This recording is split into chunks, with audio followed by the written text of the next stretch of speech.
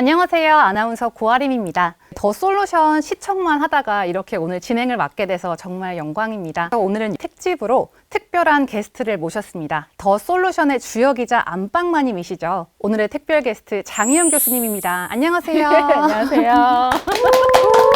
그러니까 너무 쑥스러워하시는데요. 어색해요. 여기 앉아있으니까.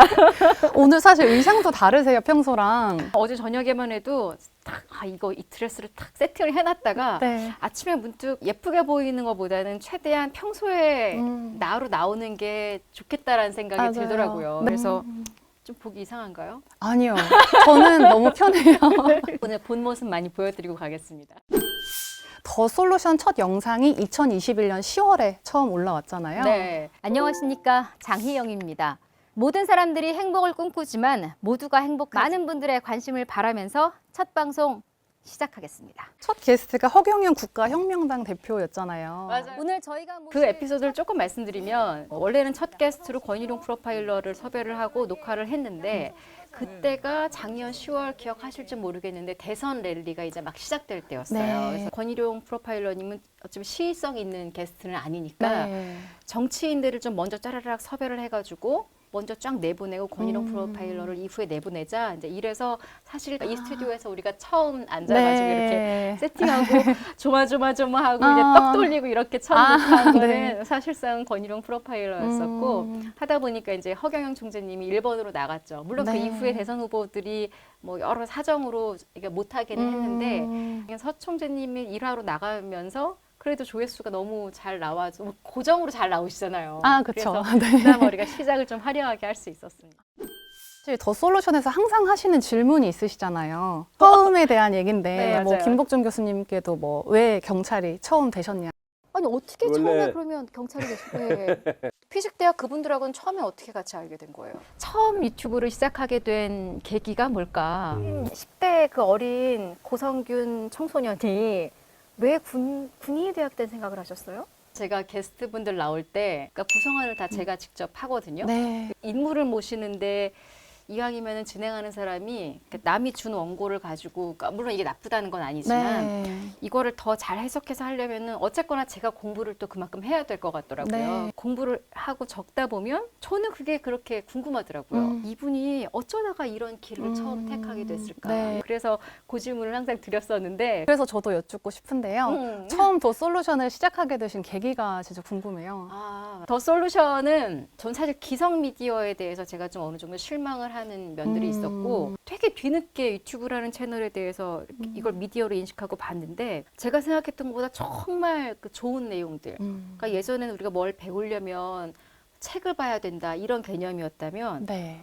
그 이상의 어떤 좋은 내용이나 뭐 공부할 수 있는 스승님이나 이런 것들이 다 유튜브에 있더라고요. 맞아요. 전문가들이. 네. 그래서 제가 유튜브에 대해 굉장히 새로운 시각을 갖고 나서 뭘 할까 이제 아이디어들을 쭉 냈었어요. 유튜브를 하게 되면 고민을 하다가 지금 이제 우리 더 솔루션의 주인인 네. 산업방송 아. 이분들을 만나게 된 거죠. 네. 전 여기가 되게 좋더라고요. 이왕이면 여기 스튜디오나 이런 것들을 좀 활용해서 할 수 있는 방법이 있으면 좋겠다. 네. 물론 비용을 지불하고라도.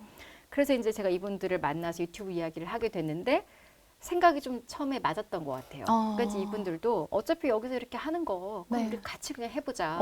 네. 이래가지고 같이 하게 됐고 제 입장에서는 혼자 만약에 했더라면 제가 신경 쓸 게 이만큼 있었다면 네. 같이 하는 분들이 어떤 패밀리가 생긴 거죠.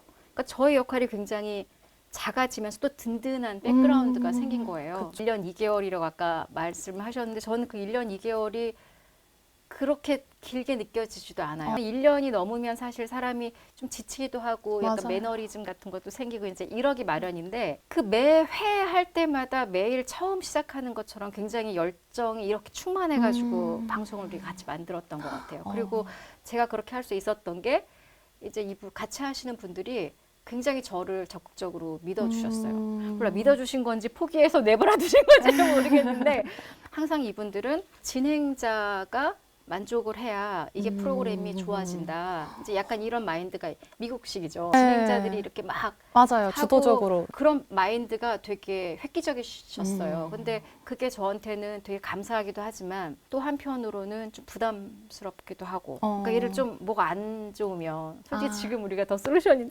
되게 저조한데요. 이럴 때 또 되게 미안한 거예요. 근데 또 그럴 때 계속 이제 같이 위로해 주시고 그런 힘으로 지금까지 왔던 것 같아요. 그래서 항상 미안하죠, 제가. 그러니까 너무 행복했는데 항상 또 미안한 이런. 아, 그렇게 생각 안 하셔도 될 것 같아요. 제가 시청하면서도 애정이 너무 느껴졌거든요. 아, 그래요? 네. 네. 그러니까 게스트 거의 진짜 팬 수준으로 알아오셔서 저는 너무 좋았고 사실 보는 시청자 입장에서는 정말 그런 많은 게스트분들을 모시고 많은 얘기를 나눠주셔서 정말 감사했거든요. 다행이네요. 좀 많이 아쉬운 게 그런 거예요. 지금 말씀하신 것처럼 이렇게 보신 분들은 더 솔루션이 정말 게스트들도 되게 좋고 내용도 되게 좋다라고 이제 해주시는데 이게 아마 이것도 뭐 저의 부족한 그거겠지만 네. 실제로 말씀하신 대로 제가 정말 애정을 갖고 했어요. 그 화려한 게스트들을 어떻게 섭외를 하셨는지. 우선은 제가 이제 아는 분들을 우선으로 했어요. 왜냐하면 네. 보여줄 게 샘플이 없으니 일단은 우리가 이런 채널인데 나와주세요라고 섭외하기가 좀 어렵잖아요. 박영영 총재님 같은 경우에는 성격 자체가 굉장히 소탈하셔서 네. 그분은 저하고는 전혀 모르는 분이었는데 이러이러한 프로그램인데 모시고 싶다라고 했더니 대개는 왜 그걸 따지잖아요. 그 어디서 방송하는 거냐, 구독자가 몇 명이냐 네. 등등등. 근데 그런 게 하나도 검증이 안 됐었는데도 흔쾌히 그러니까 제가 섭외하고자 하는 목적을 말씀드렸더니 그런 거라면 나는 그 조회수 이런 거 하나도 안 따진다. 그렇게만 그러니까 뻔한 질문 말고 네. 좀 진짜 궁금한 걸 제가 몇 개를 얘기를 드렸고 이런 것들 여쭤보고 네. 싶다. 좀 이렇게 희화화하는 게 아니라 좀 진중하게 이런저런 걸 하고 싶다 이런 얘기를 했더니 흔쾌히 나와주셨고 권희룡 프로파일러님도 철칙이 있으시더라고요. 여기저기 막 케이블은 안 나가신대요. 아, 네. 공중파위에는 아예 안 나가시는 게 원래 신조인데 저희 프로그램 첫 녹화에 그것도 네. 나와서 해주셨고 이런 공익적인 내용을 이야기할 수 있는 곳이라면 나는 나간다. 그리고 다들 출연료 상관없다. 이제 이렇게 말씀하신 분들. 김복준 교수님도 사건 반장 끝나고 나서는 얼굴은 못 뵙고 네. 유튜브로만 보다가 연락을 드렸는데 그분도 감동이었죠. 아유, 장 교수가 얘기하는데 내가 나가야지. 네. 우리 PD한테 허락 맡아야 되긴 하는데 네. 일단 오케이 하고 PD한테 허락 받을게. 그리고 이제 거기 사건 의뢰 PD님한테 얘기해가지고 나와주셨고 김복준 교수님 같은 경우에는 나와주신 것도 감사하지만 조회수가 굉장히 많이 반응이 좋았죠. 네. 감사. 댓글도 꾸준히 달리고 있는 저희 더 솔루션 입장에서는 아주 효자 영상 중에 하나가 김복준 교수님이시고 원래 저희가 취지는 진짜 좋은 사람들을 우리가 좀 발굴해서 유튜브에도 워낙 좋은 분들이 많으니까 네. 예를 들어 제가 뭐 먹방 유튜브라고 하면 계속 먹는 게 나오잖아요. 네. 근데 이걸 보는 시청자 입장에서는 이 먹방을 하는 이 사람에 대해서 알고 싶을 수도 있을 거 아니겠어요. 그쵸. 그래서 이제 그런 걸 우리가 이제 원래는 해보자 이래가지고 우리 스태프들이 지금 보셔서 아시겠지만 젊은 친구들이 많아요. 그러니까 그런 젊은 친구들하고는 사실 저보다는 이런 친구들 더 소통이 쉬울 것 같고 우리 여기 피디님들한테 이제 부탁을 드리면 피디님들이 이제 이메일로 공식 문서를 보내요. 빅페이스님 그리고 빅페이스 전에 웃음박재님이라고 그분도 네. 몇십만 구독자 갖고 계신 되게 네. 유명한 유튜버신데 그분도 이제 그렇게 섭외해가지고 나와주셨고 협업이 된 거죠. 그리고 네. 그런 과정이 되게 좋았던 것 같아요. 왜냐하면 제가 모실 수 있는 게스트들의 어떤 연령대가 있고 네. 젊은 분들이 섭외할 수 있는 연령대가 있는데 각각 굉장히 다른 세대인데도 불구하고 네. 또 이게 되게 정말 제 입장에서는 그게 되게 조화가 전 좋더라고요. 그래서 이왕이면은 뭐 나이나 성별 이런 거 따지지 않고 어떤 분을 모셔도 그래도 볼만한 영상 이런 걸 좀 네. 만들어보자 이제 이런 게 있었는데 그게 잘못된 전략이었나 계속 반성 모델.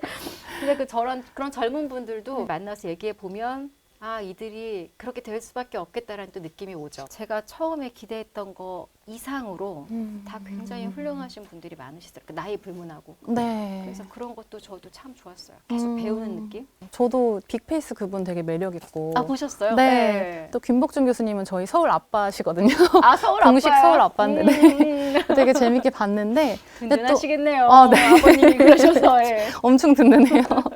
근데 굉장히 연륜 있는 분들도 또 나오셨잖아요. 아, 되게 맞아요, 유명해지신 맞아요. 네, 투스타 고성균 장군님도 맞아요, 있으시고 맞아요, 뭐, 네, 맞아요. 홍익희 교수님, 맞아요, 김복준 맞아요, 교수님, 맞아요, 네. 맞아요. 고성균 장군님은 우리가 맨날 투스타 이렇게 썸네일에 막 해서 많이 내보내긴 네. 했는데 그분은 한 번 모셨다가 그분은 저희 단골 손님이 돼서 네. 몇 번 나오셨어요. 나이 많은 사람들이 젊은 사람을 이해하려고 달려들어야지 젊은 사람이 사람한테 이해하려고 그러는 건 불가능하다고 보는 거죠. 저는 그래요. 그분이야말로 굉장히 젊은 마인드로 그러니까 정말 그 나이는 숫자일 뿐 이거를 몸소 보여주시는 분이고 사고방식이 굉장히 깨어 있으셨어요. 그래서 고성균 장군님 같은 경우에는 영상 나갈 때마다 저는 나름 저 혼자 이제 젊은 친구들이 좀 많이 보면 좋겠다 이런 느낌. 네. 좀 자랑하고 싶은 어른의 모습이 네. 있었고 홍익희 교수님이 아마 지금 말씀하신 분들 중에 제일 어른이 아닐까 하는 생각이 드는데 홍익희 교수님은 원래는 되게 유명한 저자셨어요. 유대인들 네. 관련된 책을 아, 쓰셔가지고